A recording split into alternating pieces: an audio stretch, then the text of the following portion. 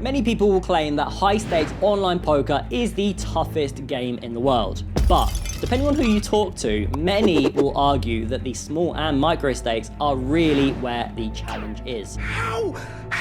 So what is the truth? In today's video, we will be debating and figuring out that together. I'm going to be playing 30 minutes of 10NL, 100NL, and 1KNL, sharing my thought process and what I noticed throughout. Right, so here we are. As you can see, we are playing 2 tables of Russian cash. There are 4 main points that I'm going to be focusing on that I have heard, that I hear people talk about all the time. They are, people don't bluff, people don't fold, rake is unbeatable, going to come back to that one in a moment, and people are too nitty/passive, especially when the money goes in. So the main thing out of all 4 of those I'm going to just disregard now is that rake is unbeatable. It is unbeatable, probably at the micro stakes, but that isn't to say that the games are not beatable post rake back, because rake back is your win rate. I don't care what anyone says. You've got to include your rake back in your win rate.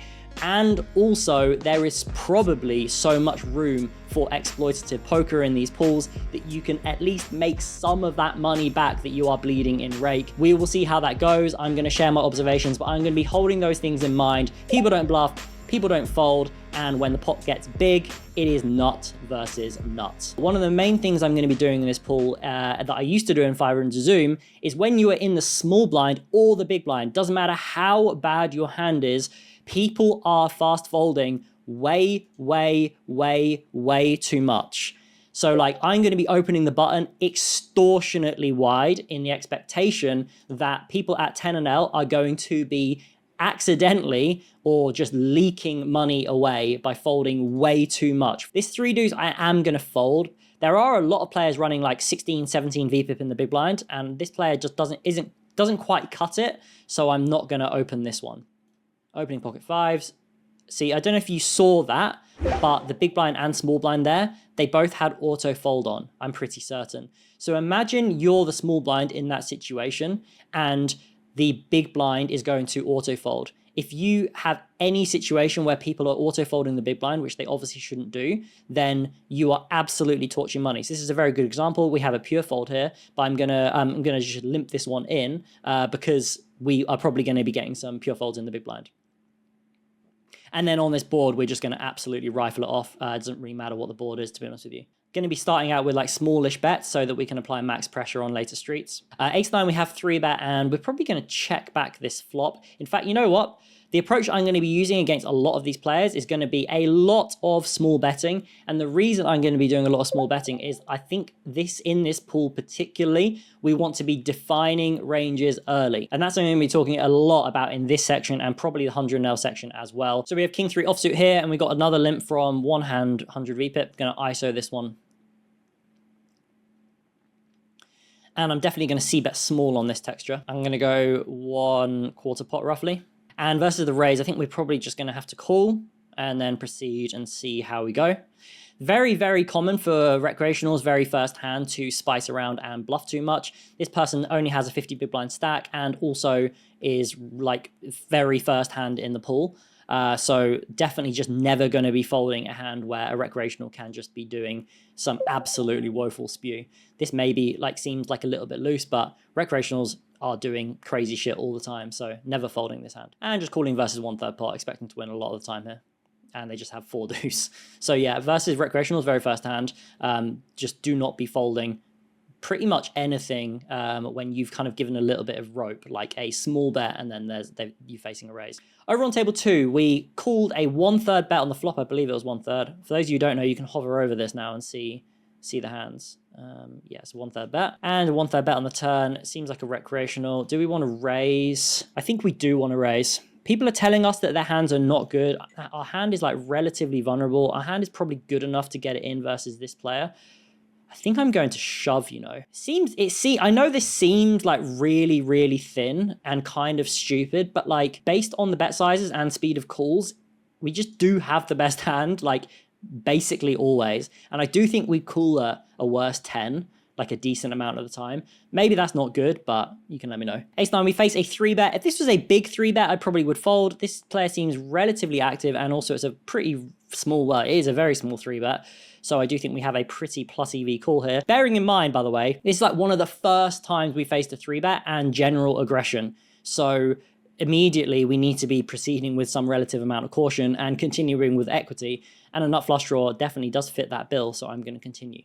Do turn top pair, which could get us in a bit of trouble, given that we haven't seen any aggression, and we do face the 4-pot shove. Just easy fold here. I think it's perfectly reasonable to assume that they have many good hands here. We're calling fucking 6 times pot or something, 5 times pot. Super easy fold. Don't need to think about this one at all. So ace king, we get led into by what seems to be a whopper, and we're just going to continue with call. Versus recreationals, we just play our hand most of the time. We then find out if they're a tight recreational that we can bully. If they're a very aggressive recreational, we then play very passive and play quite good hands. And this player seems like pretty much aggressive, so we're just going to call with our hand. As played, I think I am going to shove this river for about 5 times pot. The reason I'm going to shove this river, speed at which they bet flop, the size at which they bet the turn, and the speed at which they check the flop, the river. I just think our fold equity here is completely egregiously high. And then table 2, I'm going to 3-bet king queen offsuit. We see ace 9 7 rainbow, and this is going to be a board that we're going to be using very small bets on and like a decent amount of checks. On the rainbow variety, I think you can probably get away with betting 20% for range. And to be honest with you, I'm just going to go with like my general approach on this board and go very small. It kind of doubles up as a good exploit as well, because we also know that people are going to play fairly honestly when we go for the small sizing and then raise like some good hands and that kind of stuff. So I do think we get pretty good clarity. On the 7 of spades exactly with the king of spades and blocking ace queen, ace king, I am actually going to bet my hand again. The sizing I'm using is going to be 2/3 pot, although there is some good merit here to go slightly smaller. But given how deep we are stacks wise, I think going this sizing is going to perform pretty well. Now, I want to say that if this river was like any kind of, even if it's a spade, I'm not going to follow through this combo. I think that's a good place to end this section of the video. So going back to some of the things I mentioned at the beginning of this 10 and L section and just reviewing what they said. First one, people don't bluff. I think that is pretty much a fair point. People are not bluffing that much. Admittedly, it was a short sample, so yeah, fine. We can't really read too much into that. People don't fold. That is just not true. People fold all the time, but I'm going to reiterate this again. They fold in broken nodes. They're going to fold much less in continued aggression lines. So for example, that king queen at the end where I 2-barreled and I was going to give up the river, in that situation, imposition's range in this pool versus theory is going to be massively underfolded because they have arrived too tight pre-flop, too tight on the flop, too tight on the turn, therefore fold equity on the river is completely binned. The next one is Raker's unbeatable. Fine, I'm sure that is probably true to some extent. And then the last one, which I didn't mention at the end that I really want to talk about, is playing good poker doesn't work at the micros and low stakes. Obviously, when we're talking about like playing good, like copying a solver, which none of us should be doing in any of our games because none of us are playing complete robots, that is kind of true that playing good poker in that sense isn't going to yield you the highest dollar hourly. However, playing good is relative. In this pool, playing good is attacking broken nodes, attacking weakness, attacking timing, attacking capped sizes, but not tripling off in a narrow range spot. So what I would say is playing good in terms of theory may not work, but playing very switched on and sharp and exploitative, that is good poker in my opinion. I would say that this pool is almost exactly how I imagined it to be. Do you play a similar style to how I just played? Do you play differently? Do you agree with any of the things that I've said? Do you disagree? Definitely let me know, but let's move on to 100 NL and see how that goes for us. So talking about 100 NL, I'm just imagining, and I'm sure you would agree, people should be playing a bit better in this pool than they were in the 10NL pool. Probably a little bit less fold happy and a bit more fighty, but it is 10x the stake. So whether or not it is 10x harder is another question entirely. Ace King versus an extortionally tight player, 17-14 over 1,200 hands. Still going to 3-bet, but not in love with the spot. Do flop a nut flush draw on the Queen 7-6. Don't think this is a board I'm going to be using 10% on. I think I'm going to be using 20% and I'm going to bet my hand often. And Ace King here versus a small blind cold call. I'm just going to start out with a big bet on the flop versus what seems to be a fairly recreational-ish type player. Versus the Ace King versus the raise here, I'm just going to run this one. I think it's conceivable here that we can get it in very well versus a hand like pocket jacks with the club or something like that. I don't expect too many folds, but I am going to run this and shove it. We do find the fold. Quite surprising to see a raise fold on this texture from 17-14, I won't lie to you. 9-4 suited, small open. I'm going to actually chuck this one in the 3-bet. We do get called and we flop top pair and a flush draw. Gonna just be always betting my hand. Definitely you can play some checks here, but this is also like a very low frequency 3-bet in theory, but I decided to do it always. And on this texture, just like pushing equity in a spot where like, I think having equity is better than no equity in this pool, especially in like a more narrow range spot, like a 3-bet pot. It's probably the way to go. Turn, I'm going to pure check though. I bet like a 10x of diamonds, I think, or maybe even like a 9-8, 9-6 of diamonds, or Jack-9 of diamonds, but I think this combo makes a very nice check. Pretty bad run out though, all things considered. Do face a block, although it's not quite 1/3 pot. It's a very curious sizing. It's like a 40%. I think this 40%, I'm going to fold by the way. I think this 40% here is actually very, very, very, very important to read into. The reason I think it's important to read into is that it's very likely to be a scroll up or a chosen sizing. I think that this is a situation where like if they go 1/3 pot, I feel like I'm much more confident to go for a bluff shove with some of my hands, but you get the idea about being very, very mindful and very, very curious of bet sizes. Queen 5 defend and flop a flush draw. It was Denki the one we played in that other hand. I can't remember. I'm actually going to go ahead and check raise this one. Again, in theory, this is a bigger check raise in theory, but I think going with the smaller raise makes a lot of sense. When we get snap called on flop, I definitely think in position can hold a bunch of AXs here. I think the turn sizing scheme here is actually overbet check, but I think with my exact combo, I'm going to check. I don't feel very confident in assuming that people bet fold the flop wide enough that I think they arrive with a lot more very, very strong hands. So like I'm talking like ace, queen plus those kind of combos, or just ace X in general. And then as played, I'm just going to be folding my hand. Flopping trips versus what seems to be a reg. I'm going to go with a small bet. See, obviously in the 10 and L pool, I was just going big here. And versus a recreational, I will go big, but we don't want to give like a reg reason to kind of like suspect that something weird is going on. And this player is definitely a reg. So, well, like I say reg, like, I mean, yes, a regular player for sure. Turn, I'm just going to use 2/3 pot. Again, I think overbets are just a bit too bait. So I think going this sizing makes a lot of sense. This is just not a spot that strikes me as a scenario that you really want to deviate from what you know is like the correct strategy. What do we really benefit from going 2/3 on the flop? Other than maybe more folds, which with our combo we don't want. So I think definitely going the small sizing. You may argue that overbetting turn could be an option, but like, I don't know. I just actually think that the theory approach of that hand, at least up until the turn, makes the most money in reality as well. So we've been 3-bet out of the big blind. Seems like a fairly active player actually. 28, 21, 11. This is a mix between call and 4-bet, and actually this time I'm going to pure 4-bet it. The reason I'm pure 4-bet in this one is because they have normal stats. They are not one of the weak players. So the only people I'm going to kind of like, let's just say, fight back. I guess you could call this continued aggression, I guess, in a sense, because it's a scenario where they have a passive option, but they've taken the most aggressive action.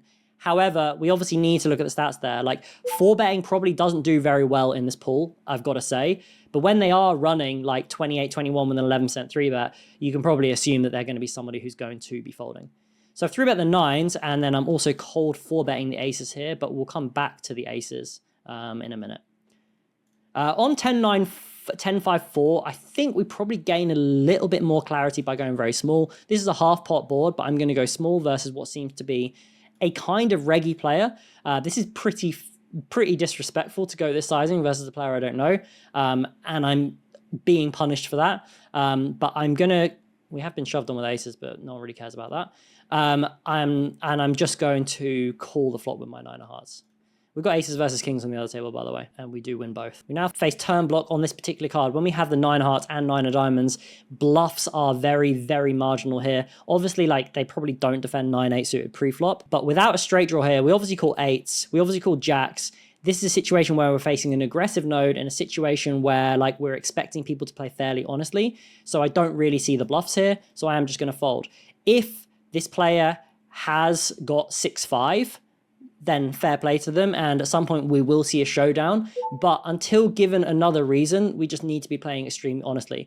You may say that we just want to fold the flop there, but I have gone small on the flop. If this was at 10 and L, I probably would just fold the flop. But at 100 and L, when I've gone small and they're clearly a reg, and like 100L players are not like bad players at all, but 100L players are good players, I think that like we probably just do have to call because they can be kind of raising some kind of like non-nutted hands in that spot. But when you do face continued aggression in that spot, I do think folding is the correct play.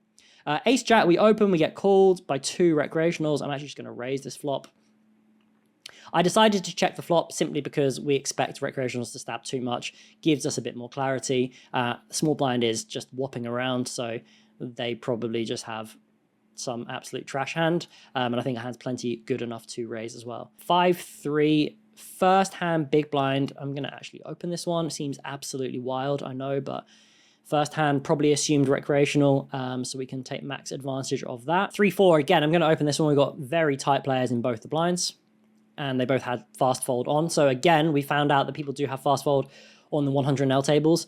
Just a reminder, if you're in the big blind, never, ever, ever, ever fast fold your hand, like i.e. here. Obviously now we fold. So green tag is recreational on probation for me. Assuming they are a recreational, I'm just going to start out with a big bet on the flop because I have a hand that wants to go big. Going to 2/3 the turn. So I reckon our equity here with our hand is probably like somewhere in the region of like 80%, which probably suggests we could go bigger than this. But I think this sizing is just going to be very, very good. Table 1, I'm going to defend here with a small blind cold call and being deep as hell with everyone. Hopefully we bang off a little 6-y, which we have flop middle set on 10-6-3 rainbow. This is an interesting spot now with King Jack. Is our hand worth another street? We've gone 2/3, 2/3. So I think versus a recreational here, we probably just want to go with 1/3 pot. It's very, very marginal and very, very thin, but I mean, like, whatever. We've got trips versus a recreational who's probably going to call with a lot worse hands, so why not? So before we jump on into 1K&L, let's just quickly review what we noticed with 100. Generally speaking, people were a lot fightier than 10&L, as you would expect. People definitely were still under bluffing. We were facing so little aggression in general, and I'm pretty sure that when we were facing aggression, obviously we didn't cool down in a number of spots. I'm pretty sure that people had very, very, very good hands. A good example is probably the ace 8-3, where I check raise queen 5 of spades. 8 on the turn, we check that they pot. Where are the bluffs coming from in that spot? I just imagine that they're not coming from anywhere, and it is a very, very good hand, particularly when we hold the queen 5 of spades. So that is a situation where I don't really want to start bluffing, but I will definitely start kind of like checking and then maybe bluffing the river if I get the opportunity. However, there were like a bunch of other spots where we were able to attack, similar to 10&L, but just as a rule of thumb, I just had to stay a little bit more in line. So coming back to the you don't play well to beat micros and small stakes, again, it's just not true. It's about adjusting. It's about deviating from the theory that you know. But we are going to be jumping into 1K&L, and now you're going to see kind of a bit more how I would approach 1K versus the other stakes. And I'm imagining it's going to be quite different. So here we are, 1K&L. Right, I've got to tell you guys, there is very little action at the moment. I'm playing middle of the day on a Wednesday, so we're going to have to make do with what we have. So we do have 9-8 suited, and we have defended open from a recreational, and this is no different from any of the other spots.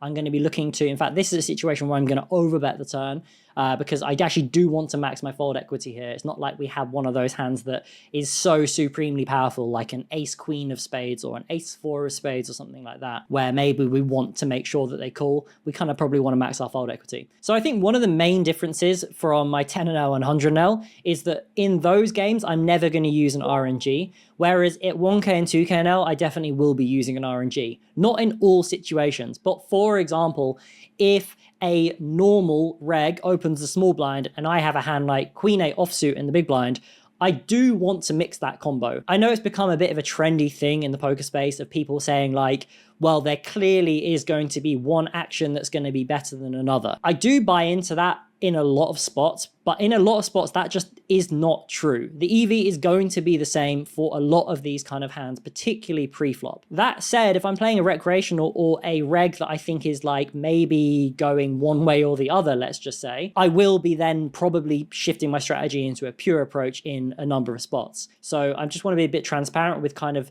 the differences of approach in 1K versus the very small stakes. So you could definitely almost make an argument here for opening 6-3 offsuit into the big blind. 6-4 offsuit I would. 6-3 is just so trashy. The other thing to note is that unlike at 10&L, 100&L, where the small blind is never going to punish you or not punish you enough, The regs at 1k are definitely watching and noticing when there are recreationals behind and trying to kind of like maneuver, let's just say, versus wider open. So yeah, I would definitely be more cautious about opening really bad hands on the button with more mindful regs in the small blind. So we open 10-9 and we get a call from the big blind, and we're going to go ahead and c-bet ace 8-4. Do you face a check raise? I think this is just going to be a very mandatory continue, and there's nothing more to be said about that. We're against a player who seems fairly active, but we don't have like significant reads on just yet. Do you see a deuce on the turn, giving us no help whatsoever? And this is a really good example. So at 10 and L, if I see a check on the turn here, I'm very, very happy to bet the turn and shove the river. Whereas at 1k and L, when we have these cards, we need to be a little bit more mindful of our blockers. When out of position, check raises the flop and then decides to check the turn, a lot of the time they're going to have combos like the ones we have. They're going to have like 10 jack of clubs, jack 9 of clubs, those kind of hands. So it becomes very, very unattractive to start bluffing hands that block the folding range. Queen 5-3, I think we're just going to be using a range bet on this board. I think there will be some low frequency check, but for all intents and purposes, I'm just going to use this as a range bet board. On the flush draw variety, though, we can definitely start checking some hands. Do see a call and we see another queen on the turn. Our position is going to be defending 10s, 9s, 8s. Obviously going to have some 5s as well. I think this is going to be a mix in theory. Sizing is going to be 2/3 pot. But like I'd much rather bucket this into a check and then bet a hand like pocket 8s or pocket 9s. See a 3 of clubs on the river, and I'm expecting to see very small bets and some very big bets. When we do see a big bet, we actually do block some value from the 6-4 region. However, I think it's much more likely that our position is check raising 6-4 clubs on the flop quite a lot. As played, this is very, very interesting. I see this as pretty underprotected. However, this is a player that I had in one of my recent videos where I had a value bet on the river.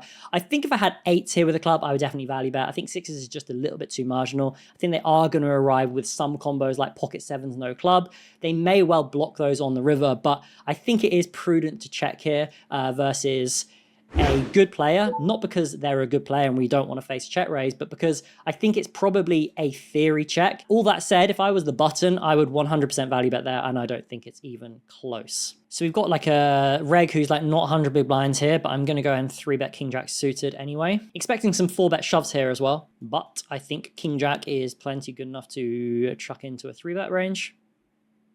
So we do see 8-7 deuce. We have 2 overs, backdoor flush draw. I think versus a 100 big blind stack, I would err on the side of kind of mixing between c-betting 2/3 pot and then check raising some and even check calling some.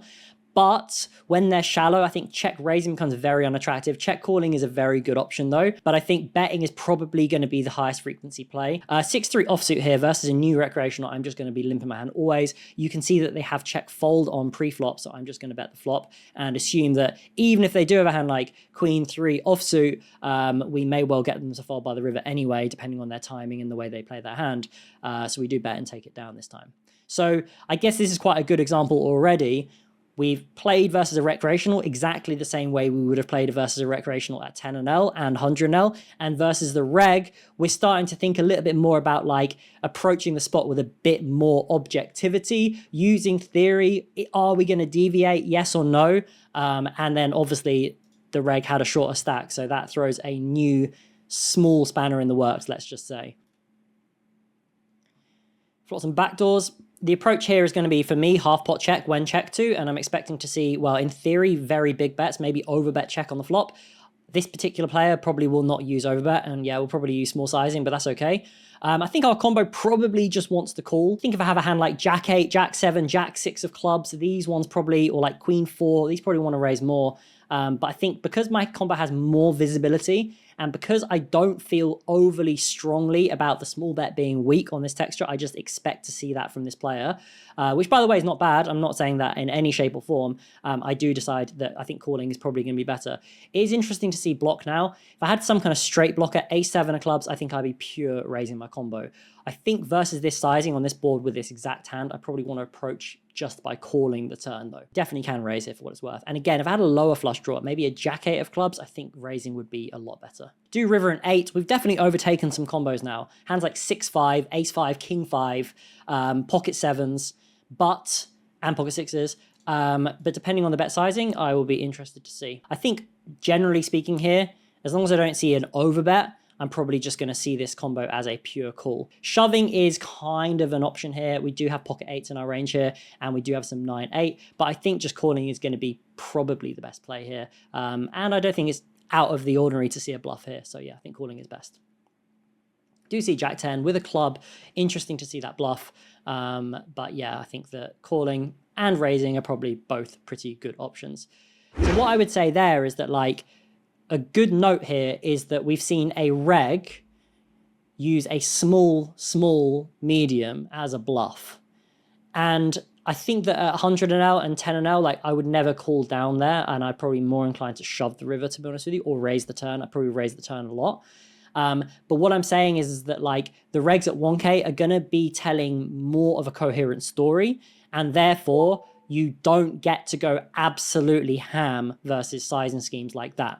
However, once you've played someone for a long time and then you're making notes on kind of like how they're approaching spots, perhaps like they are using some overbets on the flop, perhaps they are using some overbets on the turn or some 2/3 on the turn, then you start to get a really, really good picture about the way in which certain players are splitting and approaching situations. Right, guys, so that is it for the playing part. And now I'm going to talk about what people said at the beginning of the video and what I think to be true or not true now that I've played these games. People don't bluff. People don't fold. Rake is unbeatable. When pots get big, it is nuts versus nuts. And then lastly, playing good poker doesn't work in the micros or small stakes. First and foremost, the fact that people say that people don't fold at these games is just such a wild myth to me. They don't fold when there is continued aggression. I've said this before in the video, but I'm going to kind of summarize. They don't fold in continued aggression. So when the pot gets big and they've called 2 barrels, or the pot gets big and they barreled twice, these are the spots where we do not want to be bluffing people.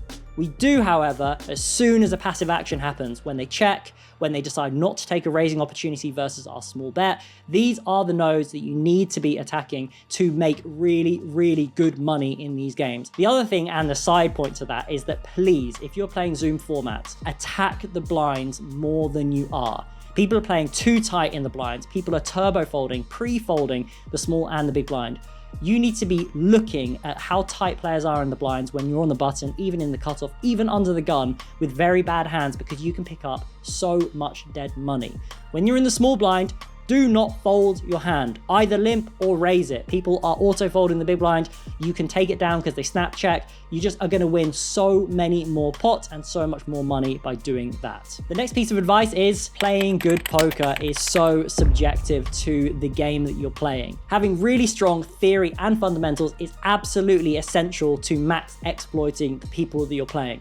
Knowing thresholds, knowing where like bottom and tops of value range starts, knowing sizing schemes and what it should be, and then deviating accordingly is super, super essential. So another thing, if you're playing 10 an L, if you're playing 50 an L, if you're playing 100 an L, if you're playing higher, make sure you are getting a very, very good theoretical understanding. And I am not a believer that playing good poker doesn't make you money. Playing good poker is adjusting to the pool that you're in and the opponents that you're playing, nothing else. Good poker is bluffing more against players that fold more. Good poker is playing theory and 3-betting good hands and mixing turn barrels versus very, very good players. It is all relative and it is all conducive to good poker. So I'm gonna quickly move on now to rake and that kind of thing. Admittedly, the samples are quite small, so correct me if I'm wrong on these, but honestly, it was almost exactly 7.5 big blinds per 100 over all of those limits. So I'm not really sure why people say that it's a lot higher at 10 an L or 5 an L, and maybe it actually is, and my sample just doesn't reflect that, so please do let me know that in the comments below. But what I will say is, my perception is that if you are max exploiting this pool, all of these limits are beatable pre-rake back. And you may be calling me deluded, you may be saying that like, I just don't know what I'm talking about, and perhaps I don't, but I imagine that the people who are posting winning graphs or are posting like winning samples are hard exploiting the pools. And most of the people that say that they're not beatable are playing too tight, playing too rigidly, and are just not picking up all the money that they should be picking up in these pots. But I gotta say, the way that you're beating the micros and the small stakes is by attacking and fighting. And I think you probably need to have at least a break-even red line to really fully max exploit the pool. Whereas at 1K and 2K, I have a losing red line in those games, I'm happy to say, because people are a lot more fighty and everyone is playing a lot better. It is a lot harder to have a winning red line. But those are the cliff notes. Make sure you're fighting for pots at the small and micro stakes. And fundamentally, I would say that the micro stakes and small stakes are a lot easier than high stakes games. But definitely let me know in the comments below whether or not you agree with that. But until next time, take care, and I will see you at the tables.